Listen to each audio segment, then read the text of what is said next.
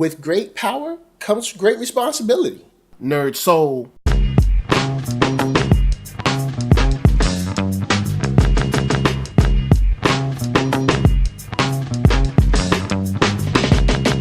Late Ill Kid at OneYoungsta holding it down, bringing that StreetGeek and NERDSoul. And what is up, my people, today? Oh yeah, we're about to get into another wonderful episode of movie reviews. And today, I'm not going to waste your time. We're going to go in and get it going, but we have got to do some house cleaning.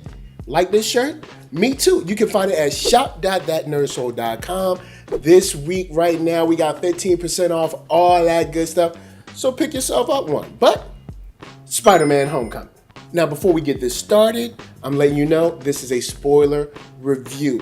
It's been out 2 weeks, 3 weeks now, so pretty much everyone's gotten a chance to see it that wants to see it, except the people that ain't going to see it until it's on home video anyway. So let's talk about some of the stuff that I really like and some stuff that I might not like about this movie. The Vulture is probably one of the biggest things that really tie this movie together for me. Just the character that Keaton brings to us is a character that's fully fleshed out. Now, I do feel that we should have gotten some more character building after the beginning scene, but in that beginning scene, we get to see that this is a dude that's really gotten the shaft by big business. You know what I'm saying? You're looking at a small businessman, an entrepreneur, if you will, that's kind of doing his thing. He's got this business. He got this big contract. You know, he's kind of bringing people on and helping. You know, he's doing his best to help not only put food in his family's mouth, but helping other people put food in their family's mouths, man. You know, this is the American dream. You know what I'm saying? This guy is kind of building his business and also helping other people make their way in life through his business. And, you know, unfortunately, Tony Stark, who can be problematic, kind of gets in the way and sends his little cronies down there, or his little kind of like corporate thugs, to kind of be like, look, y'all out of here, y'all done. And I love the way Michael Keaton kind of handles it. You know, he handles the role in a way where you can really understand that this guy is like, you know what? People take from me all the time. They're not going to take anymore. And you see that kind of fighting spirit with when the guy says something like, you shouldn't have taken on so much responsibility or something like that, trying to be smart. And dude just hits him with I think it's like a right cross or something. Like, dude lays him out. And you can see that, you know, Michael Keaton ain't playing. And, you know, he decides to kind of use this tech, use this stuff that they've been picking up through these demolitions to sell arms in the street and, you know, maybe abroad or whatever, to make that dough. And it works well, man. It says like 8 years later that, you know, this business has been going fantastic for them. But of course, him and his suit in the Vulture, you know, you got so many issues when, you know, you're trying to duck from the law and you're staying under the radar, and you got Spider-Man in the way, and, you know, he has to make sure that he protects his business and his way of providing for his family. And I think the most telling scene is probably the scene between him and the Shocker, and then also the scene with him and Peter in the car. Now, of course, this does not beat Bad Boys 2 as far as fathers meeting young men for a date on their daughter, but it's up there.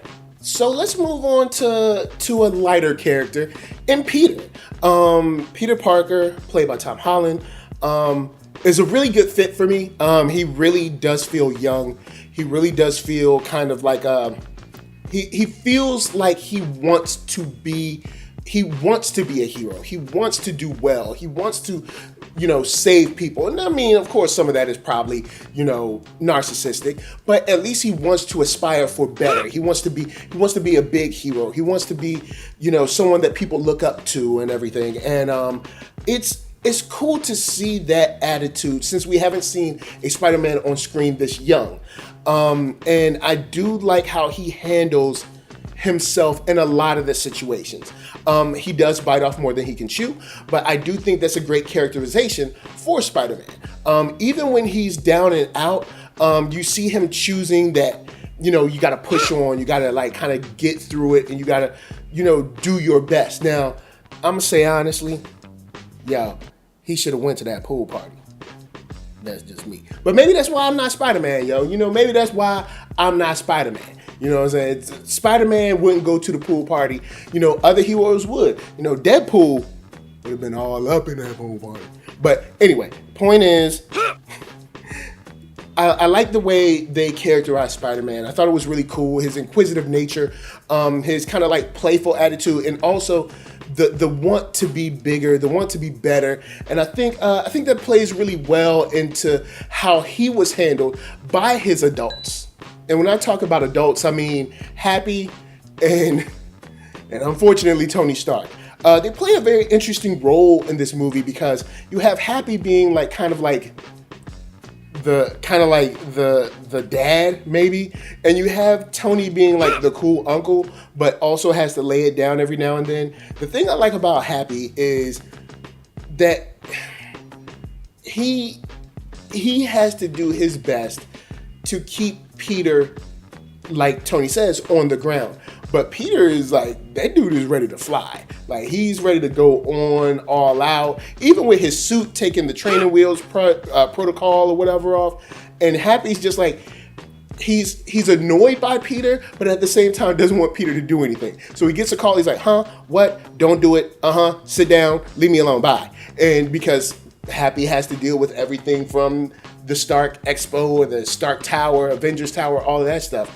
And Tony Stark plays an interesting role on the other side where he's kind of cool. I've got all the toys, I've got all the money, but at the same time wants to impart some wisdom that maybe he didn't get, or maybe he did get, but was just way too in on his own stuff to even listen to. But when it comes to listening to people, that's not the only person. You have, Tony over there, but you also have Aunt May, who, for the screen time she gets, I think kind of normalizes Peter's home life. She brings a warm feel. I don't think she's used in the best way, but I don't think she's misused. You know what I'm saying? I think she's kind of like serviceable, but I don't think May was allowed to shine as the warmer part of Peter's life. Kind of like the safety net of Peter's like psyche, if you will. And I think you need to see that, and we do get to see some, but I would have liked to see a little bit more instead of just seeing the fact that we're gonna play off of her just being pretty. And Marissa Tomei is pretty. It's just that, I would have liked to see her be. It's cool to be pretty, but I feel like they didn't play up how much of a kind of like just that home feel, that safe feel that she gives to Peter when everything's crashing and he can't really talk about it, but she can still kind of like wrap him up in love and care and wisdom too. But with all that out the way, let's get to some other cool stuff, or maybe not cool stuff, like the school. And of course, Genki. And I'm calling him Genki because that's who he is. But I love the school and the way the school was characterized, but I don't think the characters in school were characterized, if that makes sense. And maybe if this helps, when I was reviewing Rogue One, I think Rogue One did a very good job of characterizing the Empire and characterizing the Rebels, but they didn't do a good job of characterizing the individuals inside of the Rebel faction and the Empire. And I hope that helps. So it's like his friends were cool, but we didn't really get to know his friends. They were just kind of kids, and I think they played off very well. I think they really showed, or really kind of reminded all of us sort of like what it was like to be in high school. Now, of course, high school has changed from when I went to high school, maybe when you went to high school, but it did help kind of characterize like, oh, I remember, when it was kind of, high school was your world, you know what I'm saying? So even though I didn't get everything that I think they could have given us from school, from the characterization of like, MJ Liz, Abraham Attah's character, Flash's character, because I think Penis Parker is something problematic about that. I don't know what it is, but it's just something problematic about it. Then also, the two leading ladies, I just thought would have had more to do. They were kind of there to be like buttons on scenes, and I don't know. Maybe we'll see more later. Well, Liz, we won't see her. She's moving. But, maybe MJ, of course, we'll see more later. But they seem like they were just kind of like accents to scenes instead of being part of the scene. But the most, I guess, recognizable or the most used friend in this case was Genki. And I know people are going to be like, that's not his name. That's his name. So the thing that I liked about him is that we did get some more characterization, but like most high school films, it's kind of like he really didn't do much but tag along with Peter. Now, of course, we've all had those friends, but it would have been cool to see a more well-rounded, friend besides the like I'm tagging along. But I do think that where he was in his friendship made sense. So I'm not saying it didn't make sense. I'm just saying that it would have been cool to see him have more of a role instead of kind of like just like Peter's friend. Because in a way, it just seemed like that's what he was. So before I move on, let me remind you guys that you can find me on Black Hollywood Live. That's right, the first online network for African Americans. Super dope, and you can check them out at blackhollywoodlive.com. And they got celebrity interviews, after shows, sports talk, geek, nerd, tech, all that. With live streams every day at youtube.com/blackhollywoodlive. So with a great action film that is filled with, feats and danger and loss and heroism, also some great fights on the solo tip between Shocker, also like the running through sliding through the neighborhood, or even the head-to-head against Vulture twice. There's so much to love on an action tip. I think this movie, when it comes to action, really delivers. And even besides that, you have this coming-of-age story that matters to us. And I think it matters to us because it matters to Peter. And what I mean by that is, in a lot of movies, you'll see that the character just seems to kind of be like, meh about it. But Peter really wants to be this hero. And I think when you see Peter wanting to be this, you kind of want him to be it for him.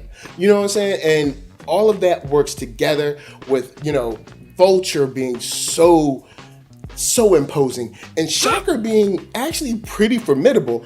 I've got to give this movie, along with the friends, Aunt May, the Vulture, Happy's crazy self, and even the decisions that he has to make with Tony, and even the decisions that Tony has to make for Spider-Man, I've got to give this movie a smooth, cool 4 stars. And I think it's because the characterization of Spider-Man, I think it's Spider-Man's journey, I think it's the car scene, I think it's the feel of Vulture being someone who was wrong and has a legitimate beef. I think it's the fight scenes. I think it's the general feel of being a kid that's ready to take that next step. I think it's all of that comes together to make a movie that's enjoyable. It has its flaws, and I do have a couple of bones to pick with it that I've laid out here, and some others that I may have forgotten, but I think this is enjoyable. I think this is a movie that you can watch and be like, yo, that's cool. Spider-Man is back. Now, I'm still Spider-Maned out. There's so much Spider-Man content, but I do think that this is a enjoyable film, and it has some high replay value. Now, to the after credit scenes, the first one should have just been in the movie. The second one was a waste. And I think both of those choices were Sony choices. But, Sony, look, man, I'm trying to get y'all to make this Ghostbusters Mass Hysteria movie, so don't hate on me too much. But anyway, guys, holla at me. I'm going to holla at you. Get down in the comments. Let me know what you thought about Spider-Man. If you're still watching this and you haven't seen it, it's a spoiler, and you've been spoiled. So in the comments, it might be a spoiler. So, of course, before I bounce, I got to tell you guys to hit up ThatNERDSoul.com. That's right. Check me out right there. All my videos from the oldest, newest, latest, greatest, and all of that. Then hit up shop.thatnerdsoul.com and pick yourself up a t-shirt player. And don't forget one for them playettes. Then come back here, like, comment, subscribe, and share that Nerd Soul. That's right. There's no better way that I can show people that you like what you are watching. And of course, my shout outs go to LA, what up? VA, what up? RVA, you got my heart. And please, Be good to yourselves. Be good to each other. And remember, with great power comes great responsibility. I know we've said it tons of times. You've heard it tons of times.